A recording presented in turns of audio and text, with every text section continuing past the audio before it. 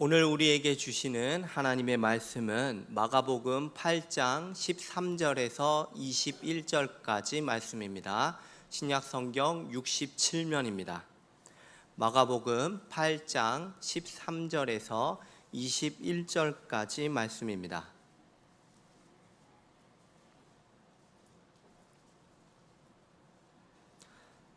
다 찾으셨으면 교독하시고 마지막 절은 같이 읽겠습니다. 제가 먼저 13절 말씀을 읽겠습니다. 그들을 떠나 다시 배에 올라 건너편으로 가시니라. 떡 가져오기를 잊었음에 배에 떡 한 개밖에 그들에게 없더라.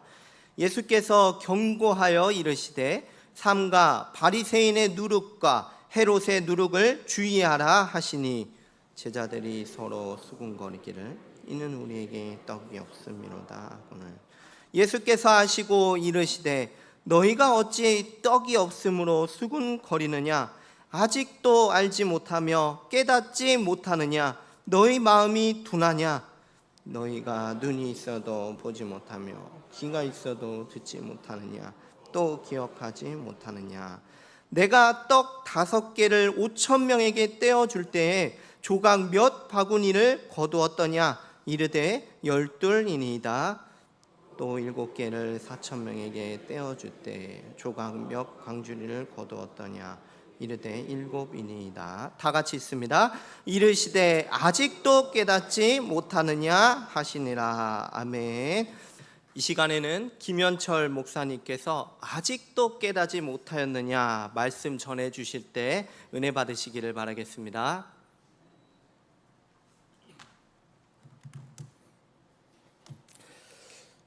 예, 여러분 반갑습니다.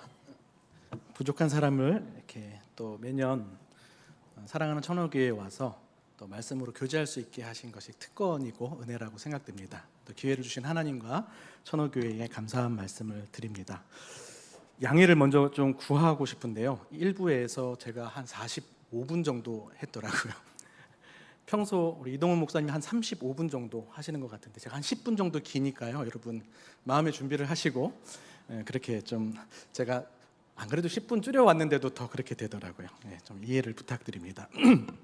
아직도 깨닫지 못하였느냐 라는 제목으로 설교를 나누고자 하는데요. 제목이 좀 기분이 별로죠? 아직도 깨닫지 못하였느냐. 그렇지만 저는 깨닫지 못할 사람에게는 이런 말을 안 할 것 같거든요. 하나님께서 우리 예수님께서 아직도 깨닫지 못하느냐라고 말씀하시는 것은 우리에게 어떤 기대가 있기 때문이겠죠. 그리고 우리의 무지보다도 더 간절한 예수님의 바람이 있었던 것 같습니다. 제자들을 향해서 또 이 시간 이곳에 있는 저와 여러분들을 위해서 우리 주님께서 정말 이것만큼은 깨닫기를 바라는데 하는 그러한 마음으로 여러분 말씀을 들으시면 좋겠습니다. 제자들이 예수님과 함께 배에 탔습니다. 네. 떡 가져오기를 잊었고 떡이 없었습니다. 그러자 예수님께서 바리새인과 헤롯의 누룩을 주의하라라고 말씀을 하십니다. 근데 갑자기 제자들이 떡이 없어서 그런가 이런 이제 수군거림이 있었습니다. 여러분 누룩은 이렇게 빵을 만드는 부풀게 하는 효소 같은 거거든요. 그러니까 자연스럽죠. 떡이 없는 상황에서 누룩 얘기가 나오니까 지금 우리가 떡 안 갖고 와서 뭐라 그러시나 하는 생각이 들었을 수 있을 것 같아요. 그런데 예수님께서 조금 과격한 좀 반응을 보이세요. 아직도 깨닫지 못하느냐? 왜 이렇게 마음이 둔하냐? 귀는 왜 달고 다니고 눈은 왜 달고 다니느냐? 기억하지 못하느냐? 오병이어와 칠병이어를 그 기적을 베풀었는데 기억하지 못하느냐? 그새 까먹었느냐? 그리고 한 번 더 아직도 깨닫지 못하느냐? 굉장히 답답하신 예수님의 심정이 느껴집니다. 근데 저는 제자들이 뭘 그렇게 잘못했을까? 그렇죠? 우리 떡이 없는 상황 속에서 잠깐 오해할 수도 있지 않을까 싶은데요. 예수님의 반응이 조금 좀 과하다라는 생각이 들어요. 좀 섭섭함이 느껴지는 부분입니다. 제자들의 이 모습이 사실 오늘 우리의 모습을 비춰주는 것 같아요. 우리도 떡이 없는 문제, 즉 결핍의 문제 속에 살아갑니다. 돈이 없는 사람들, 건강을 잃은 사람들, 또 관계를 잃은 사람들, 또 정서적인 결핍, 정신적인 결핍, 영적인 결핍에 있는 사람들, 하루하루 먹고 살기 바쁘고 전쟁 같은 삶을 살아가고 있는 우리인데요. 이때 우리에게 강단에서 들려지는 하나님의 말씀이 딱 이렇게 꽂혀지고 이해되고 그러지 않을 때가 종종 있습니다. 너무 고상하고 너무 정답만 주는 것 같은 말씀 앞에서 이 말씀이 나에게 꼭 필요한 말씀으로 잘 안 들려지게 되는 때가 많다는 것이죠. 저는 강단에서 전해지는 메시지가 우리 성도님들의 현실을 무시하고 헌신만 강요하는 그러한 메시지가 되지 않도록 주의해야 될 필요가 있다고 생각합니다.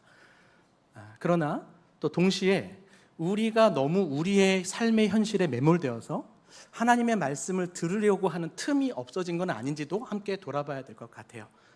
오늘 말씀이 그렇습니다. 사실은 떡이 없는 결핍의 상황 속에서 예수님께서 말씀을 하신 게 아닙니다. 우리 앞절 11절 12절 말씀을 보시면 바리새인들이 나와서 예수를 힐난하며 그를 시험하여, 여기 힐난하다라는 뜻은 시비를 걸다라는 뜻이에요. 그러니까 바리새인들이 예수님께 시비를 걸면서 시험하면서 하늘로부터 오는 표적을 구한 거죠. 그러자 예수님께서 12절에 보니까 마음속으로 깊이 탄식하면서 어찌하여 이 세대가 표적을 구하느냐, 이렇게 좀 예수님께서 마음 답답해하는 장면이 먼저 나와 있는 거예요. 그러면 이 상황 속에서 예수님께서 바리새인의 누룩을 주의하라, 이거 자연스러운 겁니다. 그렇죠? 그러니까 제자들의 현실에 상관없는 말씀을 주셨다기보다도 예수님은 예수님의 말씀을 그 맥락 속에서 하고 있는데 제자들이 자기들의 상황에 그냥 매몰되어서 못 알아듣고 있는 거예요. 무슨 말씀을 좀 드리고 싶냐면요, 하나님의 말씀을 듣는 귀와 마음을 좀 열어두시라는 겁니다. 하나님께서 우리에게 두 눈을 주시고 두 귀를 주시는 이유가 있습니다. 하나는 하나님을 바라보고 하나는 우리의 현실을 직시하라고 하는 거예요. 하나님만 바라보자, 이게 어떤 의미에서 맞는 말이기도 하지만 때로는 현실에 대한 도피와 무책임과 회피, 그런 방식으로 우리가 현실을 비껴가는 방식의 신앙생활로 인도하게 될 가능성도 있습니다. 요즘에 종교 중독이라는 단어도 있습니다. 현실의 문제에서 그냥 눈을 감아버리는 거예요. 하나님 안에서 그냥 내면의 평안함만 구하는 건데, 사실 우리 기독교는 현실을 도피하는 종교가 아닙니다. 현실 속에 주님이 찾아오셨고 현실 속에 말씀을 주시면서 현실을 말씀으로 돌파하라고, 현실을 말씀으로 초월하라고 주시는 하나님의 말씀인 줄로 믿으시기 바랍니다. 근데 우리는 너무 두 눈 다 하나님만 바라보든가 아니면 두 눈 다 우리의 현실에만 집중하는 것 같아요. 마치 항아리 속에 고개를 쳐박고 그것만 보고 있는 거죠. 뭐가 들릴 리가 없습니다. 우리의 제한된 지식 가운데에서 우리의 문제를 풀어나갈 지혜를 구할 수가 없는 거예요. 우리가 그 가운데 매몰되어 있으니까.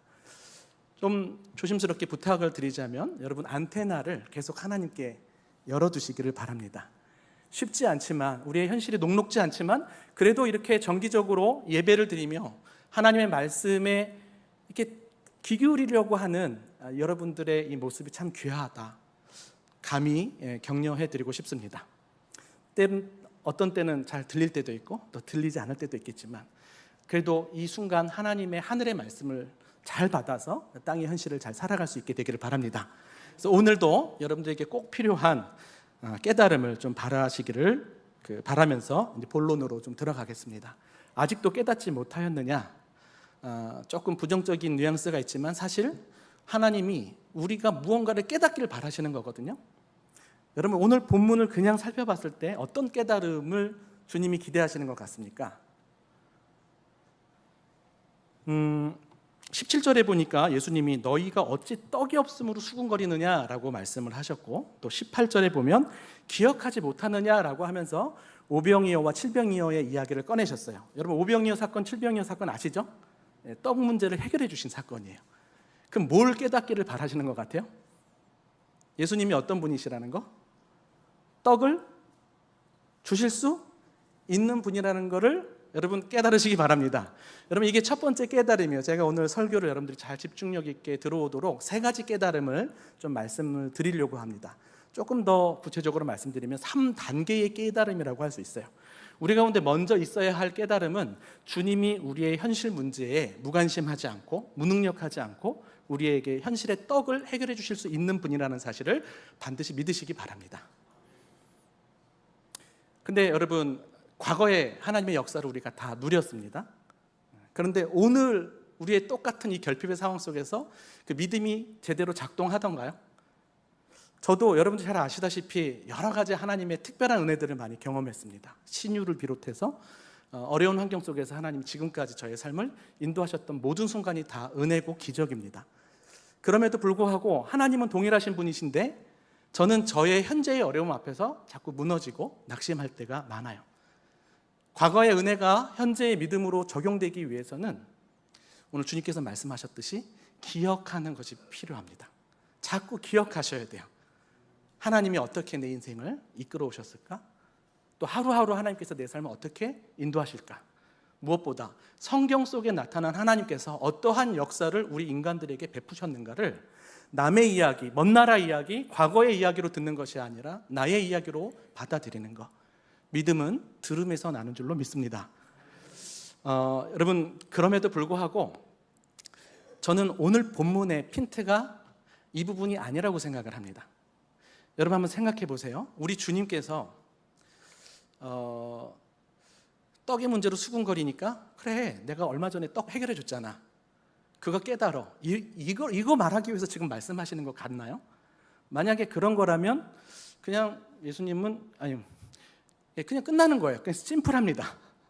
근데 마지막에 한 번 더 말씀을 하셔요. 아직도 깨닫지 못하였느냐? 뭔가 이건 깨달았다는 거예요? 못 깨달았다는 거예요? 못 깨달았다는 거예요. 저도 오늘 여러분들의 떡의 결핍이 있는데 예수님이 그 떡을 주실 수 있는 분이십니다 라고 말하고 끝날 수도 있어요. 그리고 내려가면 되는 겁니다. 거기가 초보적인 깨달음이에요. 1단계의 깨달음이에요. 여러분 잘 생각해 보세요. 예수님께서 오병이어와 칠병이어의 이야기를 왜 꺼내셨는지 두 가지 중에 하나만 한번 맞춰보시기 바랍니다. 너희들 아직도 깨닫지 못하였니? 여러분 여기서 참고해야 될 게 뭐냐면 칠병이어 사건이 언제 일어난 사건인 줄 아십니까? 지금 칠병이어를 기억하라 그러시죠? 이 칠병이어가 언제 일어났냐면 오늘 마가복음 8장 우리가 13절부터 읽었는데 마가복음 8장 1절부터 10절 말씀이 칠병이어 사건이에요. 그러면 언제 있었던 일이죠? 바로 오늘 있었던 일이에요. 길게 봐도 하루 전일 거예요 아마. 그러니까 와, 니네 이렇게 건방증이 심하니? 아직도 못 믿겠니? 아직도 떡 문제로 염려하니? 나 의심해? 내가 했던 거 기억 안 나? 이렇게 말씀하시는 것 같나요? 아니면 내가 지금 바로 몇 시간 전에 4,000명을 먹였는데 니네들 떡 안 가져온 거 가지고 내가 뭐라고 그러는 것 같니? 지금 그 떡 문제 얘기하는 게 아니잖아. 이렇게 말씀하시는 것 같나요? 전자예요, 후자예요? 예, 이제 잘 따라오셨습니다. 오늘 본문의 포커스, 그러니까 초점은 예수님이 우리의 현실의 떡을 주실 수 있는 분이라는 것에 있지 않습니다. 그럼에도 불구하고 여러분들에게 그것을 첫 번째 깨달음으로 우리가 받아가기를 바라는 것은 제자들에게는 그것이 전제가 되어 있는 이해였기 때문에 그래요. 바로 오늘 해결받았잖아요. 잘 따라오시나요? 본문의 핀트는 아니에요. 그러나 우리는 그 첫 번째 깨달음부터 가져가야 된다는 것이죠. 여러분 혹시 주님의 능력에 대해서 의심하는 분들이 있다면 오병이어와 칠병이어의 기적을 떠올리시면서 우리 삶의 결핍도 주님께서 해결해 주실 수 있음을 기대하고 기도하기를 포기하지 않으시기를 바랍니다. 예, 그렇다면 정말 어떤 깨달음을 더 얻기를 주님께서 바라셨을까? 그럼 이 부분은 헤롯의 누룩, 바리새인의 누룩, 이 부분에 좀 집중해야지 좀 풀리는 부분이거든요. 여러분 오해하지 마십시오. 바리새인들하고 헤롯이 예수님의 이 능력을 부인하는 사람들이 아니었어요. 예수님의 이 모든 기적적인 것도 바리새인과 헤롯이 믿었다는 거예요. 방금 전에 바리새인하고 예수님하고 이렇게 논쟁이 있었죠. 그게 칠병이어 사건 이후입니다. 직후입니다. 그 전에 오병이어 사건 이후에도 바리새인들하고 예수님하고 논쟁이 있었어요. 이 말은 바리새인들이 적어도 예수님께서 4,000명, 5,000명을 먹으셨던 기적을 눈으로 봤을 가능성 혹은 바로 가까이 들었을 가능성을 암시해요. 그거 못 믿는 사람들이 아니에요. 따라서 오늘 본문도 예수님이 떡 문제 해결해 주실 수 있는 걸 믿어야 된다 이 얘기하려고 하는 게 아니라는 거예요. 헤롯도 마찬가지인데요. 예수님이 나중에 잡히셨을 때 헤롯이 되게 기뻐해요. 왜냐하면 누가복음 23장 8절 보니까 헤롯이 예수를 보고 매우 기뻐하니 이는 그의 소문을 들었으므로 보고자 한지 오래였고 또한 무엇이나 이적 행하심을 볼까 바랐던 연골이라.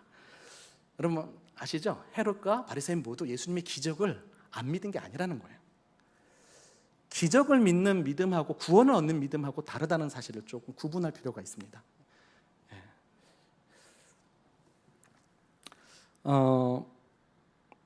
그렇다면 이 누룩이 무엇일까? 이 누룩이 여러 가지로 설명할 수 있겠지만 제가 결론부터 좀 말씀드리고 여러분 쫓아올 수 있게 좀 안내해 드리자면 이 바리새인과 헤롯의 누룩은 잘못된 메시아관과 관련합니다. 조금씩 더 들어가 보자면 바리새인이 좀 전에 하늘로부터 오는 표적을 구했죠. 이 하늘로부터 오는 표적이 마카비 이서라고 외경의 15장 8절에 보시면 똑같은 표현이 나와요. 하늘로부터 오는 표적, 도움 이런 표현이 나옵니다. 어떤 맥락에서 사용된 표현이냐면 전쟁의 열세 가운데에서 하늘로부터 오는 표적이 임해서 그 전쟁에 승리했다라는 맥락이에요.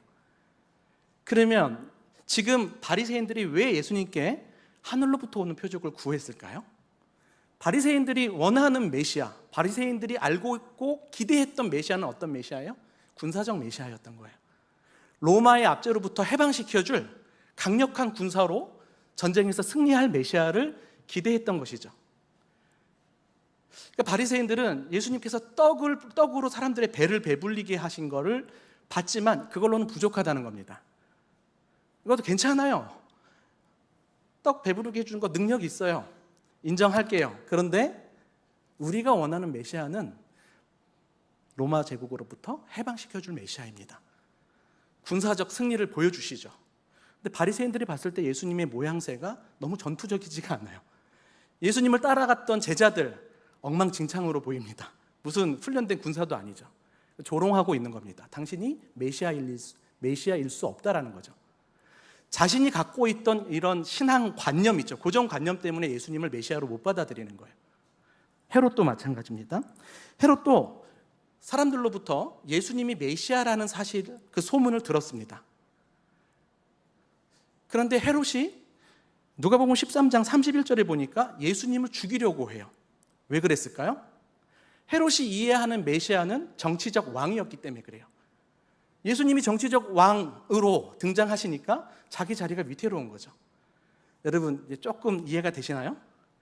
바리새인의 누룩과 헤롯의 누룩은 메시아에 대한 잘못된 그 관념, 군사적, 정치적, 더 나아가 요한복음에서 보시면 오병이어 기적을 베푼 이후에 사람들이 이때도 예수님을 왕으로 삼으려고 하는 일이 나타납니다. 요한복음 6장 15절 보니까 그러므로 예수께서 그들이 와서 자기를 억지로 붙들어 임금으로 삼으시는 줄로 알고, 지금 이 무리들도 예수님에 대한 메시아적 기대가 있었던 거예요. 우리의 가난의 문제를 해결해 줄, 밥 먹여줄 메시아. 여러분 이러한 메시아관 어떻습니까? 이게 왜 문제가 되는 걸까요? 여러분도 그거 원하시지 않으세요? 우리 하나님께서 우리의 가난의 문제, 정치의 문제, 군사적인 문제에 안녕을 주시기를 기다리시지 않으십니까? 근데 왜 이걸 누룩이라고 표현하실까요?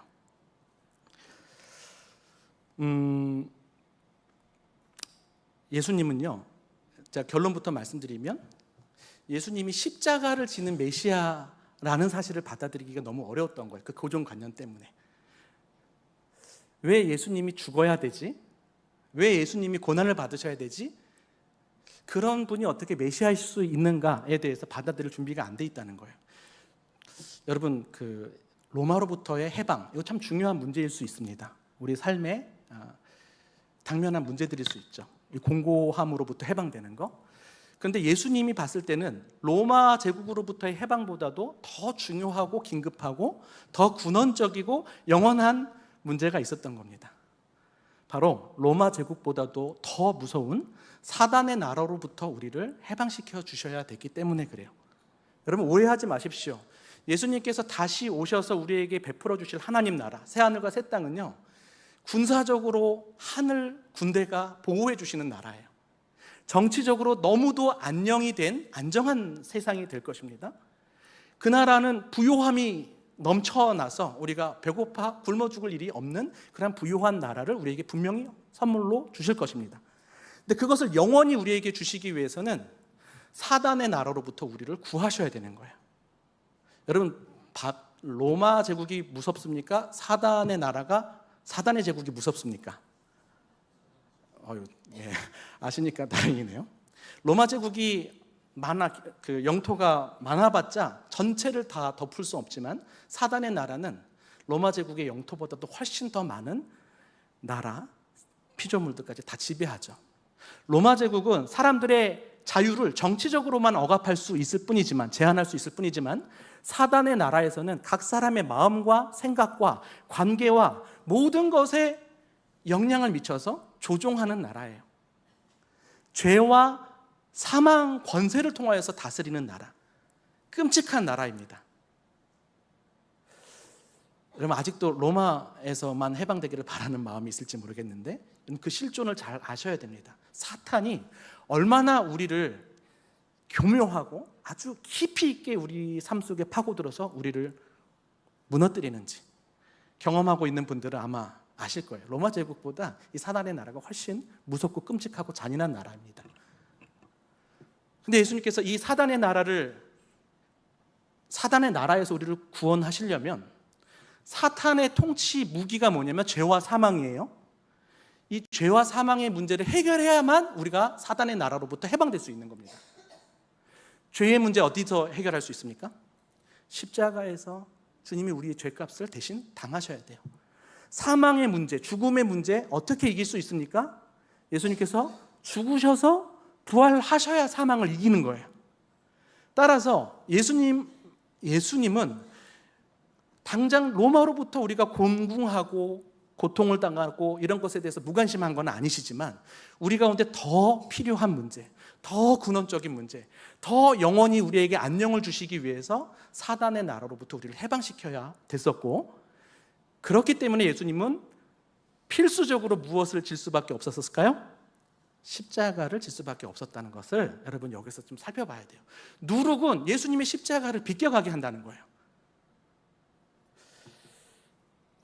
당시에 사람들은 예수님이 십자가에 달려 돌아가시는 것 가지고 메시아로 받아들이는 게 너무 어려웠습니다. 잘 아시듯 신명기 말씀에 나무에 달린 자마다 저주를 받는다 자라고 그랬잖아요. 어떻게 메시아가 죽을 수가 있어요? 메시아가 어떻게 이렇게 무력하게 고난을 받아서 패배할 수가 있냐 이 말이죠. 당시로서는 십자가를 지시는 예수님이 메시아일 수 없었다는 것입니다. 사람들의 인식 속에. 여러분들은 어떻습니까? 여러분 십자가에 달린 예수님 믿으시나요? 그분이 메시아라는 사실을? 이게 너무 또 놀라운 깨달음인 거예요. 우리한테 익숙하죠. 주님이 우리 죄의 문제를 해결하기 위해서 십자가에 달릴 수밖에 없었고, 십자가에 달리지 않으셨으면 그분은 우리에게 구원이 될 수 없다라는 건 우리는 다 알고 있어요. 이건 너무 귀한 깨달음입니다. 근데 우리가 십자가의 예수님을 믿지만 사실상 십자가의 삶을 살지는 않는 것 같아요. 이것이 우리가 좀 주의해야 될, 우리에게는 더 심각한 누룩이 아닐까 싶습니다. 오늘 본문의 뒷 배경으로 들어가시면 드디어 베드로가 예수님에 대해서 고백합니다. 뭐라고 고백하죠? 마가복음 8장 29절입니다. 같은 8장인데 베드로가 대답하여 이르되 주는 그리스도시니이다. 이 그리스도가 메시아를 헬라어로 번역한 거예요. 그러니까 메시아라는 사실을 깨달았어요. 다른 복음서 보시면 이 일을 알게 하시는 이가 하나님이시라고 고백합니다. 하나님께서 베드로에게 예수님이 메시아라는 사실을 깨닫게 하신 거예요. 오늘 우리가 주님을 메시아로 깨닫고 있듯이. 이건 놀라운 은혜입니다. 다만 이 고백은 100점짜리 고백이 아니라는 것도 여러분 기억하셔야 돼요. 100점이 아니에요. 50점이에요. 바로 뒤이어 예수님께서 이렇게 말씀하시죠. 그제서야 예수님이 이제 자기가 십자가에 달려 돌아가셔야 될 문제를 꺼내신 거예요. 근데 베드로가 그거를 받아들이나요? 잘 아시다시피 마가복음 8장 31절부터 말씀하시는 걸 보니까 예수님께서 고난을 받을 것, 또 죽임을 당할 것, 이런 것을 비로소 가르쳐 주시니까 32절에 베드로가 예수를 붙들고 항변합니다. 주님, 그러시면 안 되죠. 주님은 영광의 메시아 아닙니까? 어떻게 영광의 메시아가 고난을 받을 수 있어요? 한편으로는 예수님을 순수하게 걱정하는 거예요. 예수님이 아프지 않기를 바라시는 거죠. 근데 또 한편으로는 누구를 걱정하는 거예요? 예수님 말고 자기 자신. 주님, 이게 무슨 말이에요? 제가 왜 모든 것을 다 버리고 주님을 이때까지 쫓아오고 이렇게 열심히 신앙생활을 했는데 이제 와서 무슨 말씀하시는 거예요? 내가 예수님 믿기로 이렇게 열심히 섬기고 봉사하고 신앙생활을 하면 다 잘 돼야 되는 거 아닌가요? 왜 고난을 받아야 되죠? 왜 손해를 봐야 되죠? 왜 실패를 받아야죠? 왜 손가락질을 받아야 되죠? 베드로는 예수님이 메시아라는 사실까지는 받아들였지만 십자가의 메시아를 여전히 못 받아들인 거예요.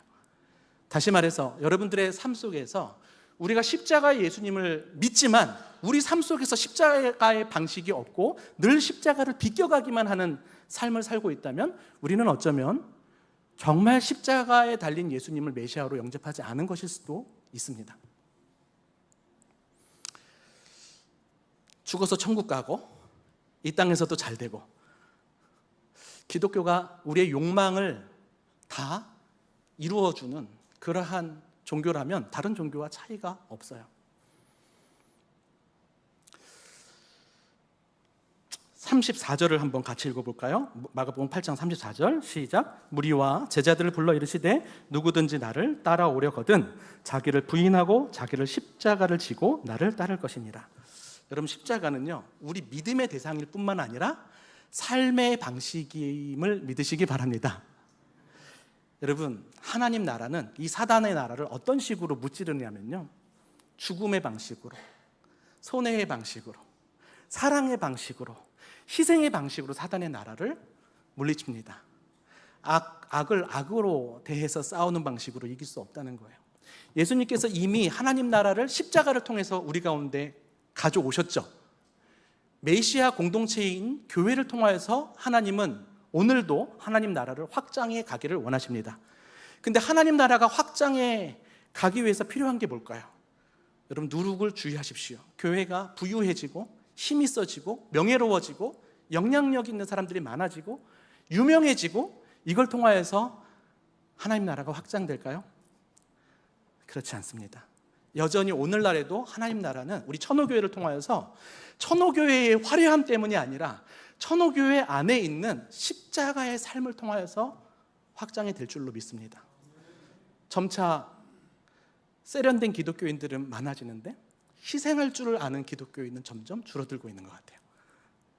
손해보고 구원하기 위해서 애쓰고 섬기는 이런 부분들이 약화되고 있는 것 아닌가? 예수 믿어서 잘 되는 모습을 통해서만 뭔가 사람들을 끌어오려고 하는 거 아닌가? 그거 다 실패입니다. 다 가짜죠. 진짜 복음은 나 중심이었던 사람이 예수 그리스도를 통하여서 남을 사랑하게 될 수 있는 능력을 갖게 된 거죠. 그것을 볼 수 있는 곳이 천호교회가 되기를 바랍니다. 여러분, 정리를 좀 할게요. 첫 번째 우리가 깨달음이 예수님이 우리의 현실의 떡을 줄 수 있는 분이라는 것을 여러분 믿으셔야 된다고 말씀드렸다면, 두 번째 깨달음은 주님이 십자가를 통하여서 우리의 영원하고도 근원적인 떡, 그 결핍, 구원의 떡을 주실 수 있는 분이라는 사실을 여러분 깨달으셔야 됩니다. 거기까지 깨닫기를 예수님은 바라셨던 것 같아요. 세 번째로 넘어갑니다. 여기까지 좀 어려운 부분들을 잘 넘어오셨습니다. 세 번째 깨달음은요, 이거보다 조금 더 주님이 깨닫기를 바라시는 것이 있는 건데, 방금 두 번째 깨달음은 누룩과 관련해서 우리가 살펴봤다면, 마지막 세 번째 깨달음은 오병이어, 칠병이어와 관련되어 있습니다. 다시 한번 생각해 보세요. 주님이 왜 오병이어, 칠병이어를 기억하지 못하냐고 말씀하셨을까요? 떡 문제로 수군거려? 내가 떡 해결해 줬잖아. 이거 아니라는 걸 이미 우리가 살펴봤죠. 그런 식으로 우리가 해석해버리고 끝내려면 너무 안 맞습니다. 누룩에서는 너무 우리 중심의 신앙관을 주의해 라고 했는데, 오병이어 칠병이어를 가지고 우리 문제 해결해 주실 분, 뭔가 이게 지금 결이 안 맞는다는 것이죠. 그럼 오병이어와 칠병이어는요, 주님께서 정말 깨닫기를 바라시는 그 깨달음의 내용 핵심이 담겨 있다고 보셔야 돼요. 앞에 누룩은 주님이 우리가 정말 깨닫기를 바라는 게 뭐였을까요? 예수님에 대한 깨달음이잖아요. 이것에 대한 오답이 무엇인지를 보여주신 거예요. 오답이 뭐예요? 누룩이었어요. 잘못된 메시아관. 그러면 진짜 바른 메시아관을 가르쳐 주셔야 되죠. 그 부분이 어디에 담겨 있다고 봐야 돼요? 오병이어와 칠병이어에 담겨 있다라고 우리가 유추할 수 있는 겁니다. 요즘 굉장히 어렵죠, 여러분. 아직도 깨닫지 못하였죠? 네, 제자들도 결국 깨닫지 못하고 끝나요. 오늘 본문 자체가 어려운 부분이에요. 그리고 마가복음에서는 이 제자들이 깨닫지 못했던 문제를 이 다음에 연속적으로 계속 풀어가 주시는 그 맥락 속에 있습니다. 그러니까 여러분 어려운 게 맞아요. 여러분 지금 두 번째까지 왔으니까 세 번째 잘 들어가 보시죠. 예수님께서 칠병이어와 오병이어 얘기를 꺼내면서 뭘 물어보시냐면 몇 바구니를 남겼는가, 몇 광주리를 남겼는가 이렇게 물어보시죠. 오병이어 이적 후에 몇 바구니를 얻었다고 하죠? 12바구니. 여러분 잘 아시고 계실 수 있겠지만 오병이어는 유대 땅에서 베풀어진 기적이에요. 이 두 개가 같은 기적이 아닙니다. 유대 땅에서 베풀어진 기적인데 12바구니가 남았다는 것은 어떤 거예요? 12지파를 상징하죠. 예수님께서 이스라엘의 결핍을 해결해 주신다는 말씀이죠. 4,000명을 먹이신 칠병이어 사건. 여러분 여기서는 몇 광주리가 남았죠? 7. 여러분 그 칠병이어는 유대 땅이 아니라 이방 땅에서 벌어진 기적 사건이에요. 그리고 7이 무엇을 의미할까요? 완전수죠. 이건 온 인류의 결핍의 문제를 해결해 주신다라는 의미가 있어요. 그러니까 지금 오병이어, 칠병이어는 단순히 배고픈데 떡 문제 해결해 준다를 넘어서서 우리 모든 인류의 근원적인 결핍의 문제를 해결해 주실 것에 대한 이야기가 담겨 있는 거죠. 어렵죠? 조금 더 들어가 봅시다. 이 오병이어는 사실상 성만찬을 암시하고 있어요. 마가복음 우리 그 6장 41절에 보시면 저 빨간색 글씨 있죠. 가지사, 축사하시고 떼어 주어. 요 네 단어가 성만찬 사건에서 그대로 반복됩니다. 마가복음 14장 22절 보시니까 가지사, 축복, 이게 축사랑 똑같은 단어예요. 떼어 주시면 네 개가 똑같이 사용되죠. 뭘 이야기하려고 하는 것 같아요? 오병이어 사건이 뭘 암시한다고요? 성만찬을 암시하는 거예요. 여러분 조금 더 이 오병이어 사건을 해석해 준 복음서가 있습니다. 그게 요한복음이에요. 재밌게도 요한복음에서는 성만찬 사건이 등장하지 않아요. 이게 뭘 의미하냐면 요한복음에서는 오병이어가 바로 성만찬 사건이라고 대치하고 있는 거예요. 오병이어 통해서 우리가 작은 헌신을 주님께서 배부르게 하시고 이 정도를 넘어서야 돼요. 오병이어는 지금 예수 그리스도의 성만찬을 의미하고 있다는 거예요. 여러분 이 부분이 조금 많은데 조금 잘 따라오시면 좋겠습니다. 요한복음 6장 26절 보시면 예수께서 대답하여 이르시되 내가 진실로 진실로 너희에게 이르노니 너희가 나를 찾는 것은 표적을 본 까닭이 아니요 떡을 먹고 배부른 까닭이다. 떡 문제 얘기가 나오고 27절에 보니까 썩을 양식을 위하여 일하지 말고 영생하도록 있는 양식을 위하여 하라. 이게 지금 떡하고 영생의 양식하고 비교가 되는 거예요. 여러분 사실 이 요한복음 6장에 오늘 해답이 다 나와 있습니다. 28절 그들이 묻되 우리가 어떻게 하여야 하나님의 일을 하오리이까? 하나님의 일을 해야 영생하도록 얻는 양식을 얻을 수 있으니까 그렇게 물어본 거예요. 그래서 29절에 예수께서 대답하여 이르시되 하나님께서 보내시는 일을 믿는 것이 하나님의 일이다. 그래야 영생의 양식을 얻을 수 있다. 이렇게 얘기한 거예요. 30절 그들이 묻되 그러면 우리가 보고 당신을 믿도록 행하시는 표적이 무엇이니까? 기록된 바 하늘에서 그들에게 떡을 주어 먹게 하였다함 같이 우리 조상들은 광야에서 만나를 먹었나이다. 제가 좀 빠르게 얘기해서 죄송한데 무슨 얘기를 하고 있냐면 하나님이 보내시는 일을 믿는 게 영생을 얻는 일인데 당신이 하나님께서 보내셨다는 사실을 우리 가운데 알게 해달라고. 예전에 광야에서 하나님께서 만나를 주셨을 때 우리는 모세가 하나님께서 보내신 이라는 사실을 믿었습니다. 이 얘기를 하는 거예요. 따라오셨나요? 자, 그러면 32절 보니까 예수께서 이르시되 내가 진실로 진실로 너희에게 이르노니 하면서 내 아버지께서 너희에게 하늘로부터 참 떡을 주시나니 33절 하나님의 떡은 하늘에서 내려 세상에 생명을 주는 것이니라. 34절부터 우리 한번 같이 읽어볼까요? 35절까지 시작. 그들이 이르되 주여 이 떡을 항상 우리에게 주소서. 예수께서 이르시되 나는 생명의 떡이니 내게 오는 자는 결코 줄이지 아니할 터이요 나를 믿는 자는 영원히 목마르지 아니하리라. 아멘. 여러분 오병이어에서 말씀하고자 했던 게 무엇이었을까요? 예수님의 기적적인 능력을 믿으라는 얘기가 아닙니다. 예수님께서 우리의 현실의 떡의 문제를 해결해 주실 수 있고 근원적이고 또 영원한 구원의 떡을 해결해 주실 수도 있는데, 여기서 말씀하시고 싶은 것이 무엇이냐면 바로 예수님께서 구원의 떡을 주실 때 그 떡이 바로 예수님 자신이라는 사실을 알려주시는 거예요. 조금만 더 묵상해 보셔요. 주님이 그냥 우리를 너무 능력이 많으셔서 우리의 구원의 문제를 그냥 쉽게 해결해 주신 게 아니라, 우리를 구원하게 하기 위해서는 누가 떼어줘야 돼요? 주님이 자신이 찢어지고 떼어지셔야 되는 거예요. 이건 단순히 예수님의 능력만 얘기하는 게 아니에요. 여러분, 사랑이 없으면 불가능한 일입니다. 주님이 우리를 사랑하지 않으면 자기를 어떻게 내어주셔요? 능력으로만 할 수 있는 일이 아닙니다. 우리의 구원이. 여러분과 제가 이 자리에 서 있는 것은 주님이 능력이 많아서가 아니에요. 주님이 자신을 떼어주셔서 우리를 위해서 고통받으셔서 그렇습니다. 그럼 세 번째 깨달음이 이것이에요. 예수님이 바로 그 떡 자체라는 것에 있습니다. 개인적인 사정을 구체적으로 다루진 않겠습니다만, 저도 최근에 좀 이렇게 뭐라 그럴까요? 아픔이 있고 고통이 있고 씨름이 있습니다. 힘들게 하는 사람들이 있어요. 어떻게 이렇게 악할 수 있을까 생각이 들 정도로, 악을 악으로 보복하여 이기고 싶지 않으니까 저는 기다립니다. 잘못을 깨닫고 돌아왔으면 하는 마음으로 기다려요. 근데 제가 봤을 때는 자기 반성의 능력이 없는 사람들 같아요. 그러니까 이게 답이 없어요. 제 상황에 있어서 너무 죄송합니다. 이렇게 추상적으로만 말씀드려서. 이런 상황에 제가 있다 보니까 주님이 우리를 사랑하셨다는 것이 얼마나 큰 것인지 좀 다가와요. 잘못은 누가 했어요? 주님과의 관계에서. 우리가 했잖아요. 그러면 누가 깨닫고 돌아와야 돼요? 우리가 깨닫고 돌아가야 되는데, 우리는 잘못을 해결할 능력도 없는데 더 심각한 것은 우리가 뭘 잘못하고 있는지도 모른다는 것에 있어요. 내가 하나님 앞에서 얼마나 죄인인지 모른다는 데 있어요. 그냥 내 힘으로 다 잘 살 수 있을 거라고 생각해요.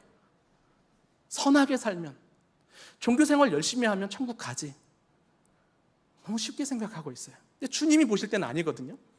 죄의 문제가 해결해야 되거든요.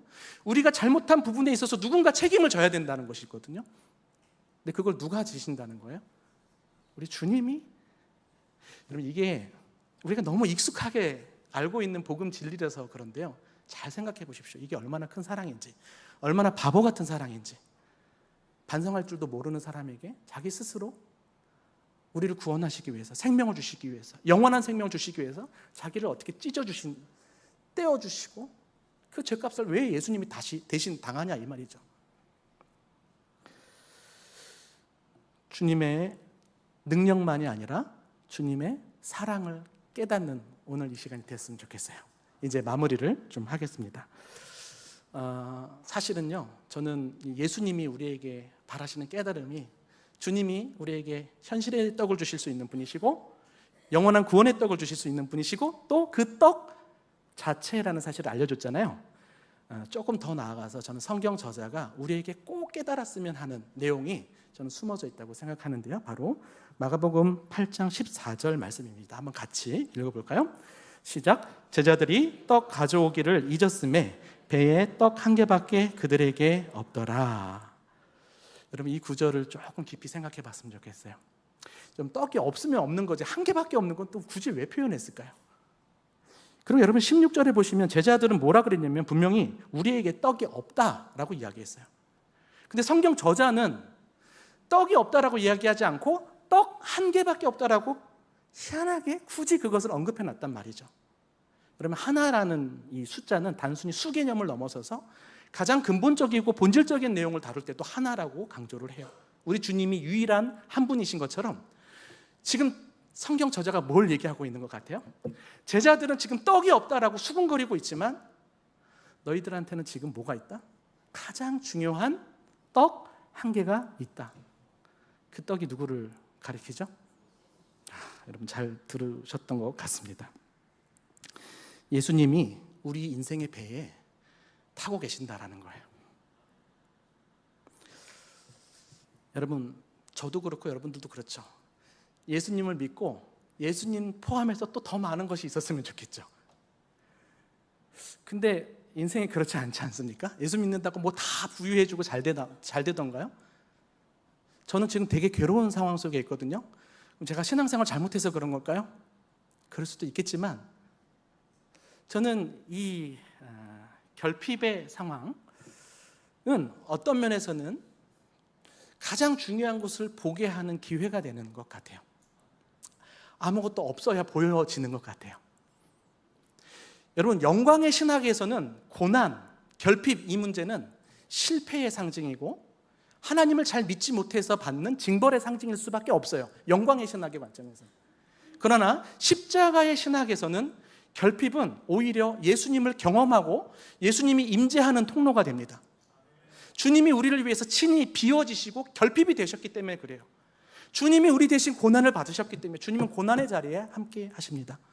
여러분, 지금 여러분의 삶의 정황이 어떨지 모르겠습니다. 없는 것이 많다라고 불안해하고 낙심하고 실망하고 있을지 모르겠습니다. 그러나 여러분, 제가 드리는 말씀이 아닙니다. 성경이 말씀해 주시는 하나님의 말씀입니다. 여러분들은 아무것도 없는 게 아닙니다. 여러분에게는 가장 중요한 떡이 있어요. 그 떡은 현실의 떡을 주실 수도 있고 영원한 구원의 떡을 주실 수도 있고 떡 그 자체이신 예수님이십니다. 그러므로 여러분은 모든 것을 소유한 사람들입니다. 여러분, 저는 이러한 고백이 조금 나타났으면 좋겠는데요. 제가 시간을 좀 잠깐 볼게요. 네, 한 얘기만 좀 하고 좀 마치겠습니다. 저도 지금 이제 결핍의 시간을 보내고 있습니다. 추상적으로 말씀드려 죄송합니다. 저는 정말 제 인생에 정말 중요하고 정말 전부 같고 가장 사랑하는 A를 잃었어요. 1년 반 넘게 제가 사랑하는 사람을 잘 못 보고 있어요. 그리고 지금은 그냥 이 A를 잃어버리는 것을 넘어서서 조금 회복의 여지가 있었는데 더 큰 뭐라 그럴까요? 악 앞에서 완전히 못 보게 될 수도 있는 상황들이 좀 펼쳐지고 있습니다. 저도 뭐 돈도 없고 다 없지만 A 없는 게 제 인생에서 굉장히 크더라고요. 아무리 열심히 사역을 해도 하나님 앞에서 공허해요. 사람들이 이런 얘기를 했습니다. 목사님은 A가 중요해요? 하나님이 중요해요? 목사님한테는 A가 우상이 아니에요? 이런 얘기들을 종종 들었습니다. 잔인하더라고요. 저는 알아요. A가 우상일 수 있고 내가 A를 하나님보다 더 사랑할 수 있는 사람이라는 것도 알아요. 근데 이걸 남한테 들으니까 기분이 나쁘더라고요. 여러분 주의하셔요. 남한테 그렇게 쉽게 얘기하는 거 아닙니다. 제가 솔직히 말하면 하나님 앞에 빠득빠득 대들었어요. 주님, 저는 하나님 없이는 살 수 있어도 A가 없이는 살 수 없어요. 주님 죄송해요. 저한테는 A가 하나님보다 더 중요한 것 같아요.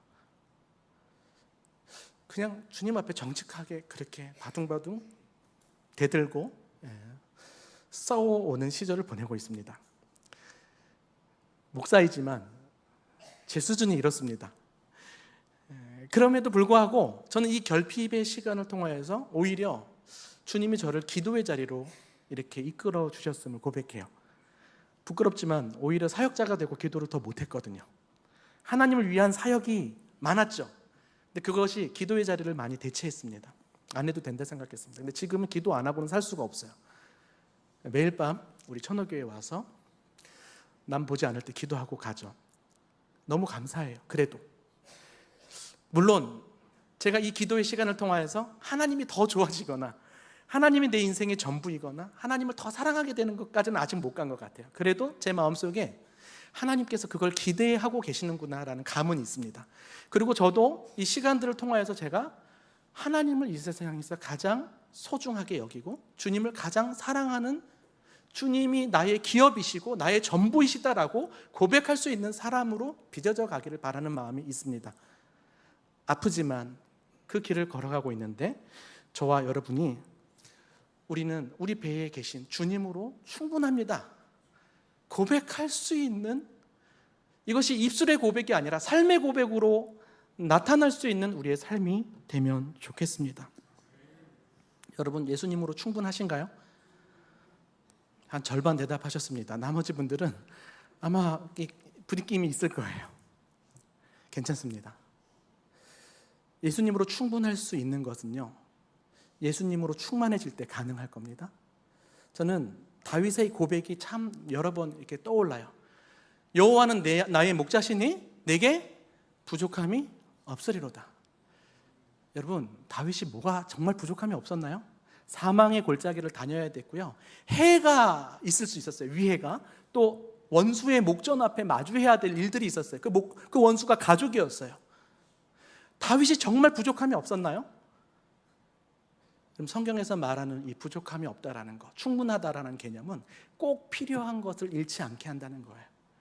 여러분, 피자 10판 주면은 여러분 몇 개까지 먹을 수 있어요? 100판 주면 여러분 먹을 수 있는 그게 여러분들이 필요해요. 우리가 100판 없다고 막 아쉬워할 거 아니지 않습니까? 그렇게 하나님은 우리 삶을 그렇게 인도하셔요. 근데 저의 경우는 이런 것 같아요. 다윗처럼 너무도 어렵고 괴로운 광야의 삶이지만 주님으로 충분합니다, 내게 부족함이 없습니다 라고 이야기할 수 있는 건 그 하루하루 필요한 걸 주님께서 공급해 주고 있다는 사실이에요. 여러분, 저는 돈도 없고요, 여러 가지가 다 없어요. 그리고 지금도 정말 죽지 못해 살아가면서 생존을 위해서 분투하며 살아가고 있습니다. 그런데요, 저는 하나님이 더 충만하게 채워주시길 바라지만 돌아보니까 하루하루 버티게 하신 것 자체가 충분함이었더라고요. 그런 의미에서 저는 예수로 충분한 사람이고요, 저와 여러분이 다른 것 아니라 예수로 충분하고 예수로 충만한 삶이 되기를 바랍니다.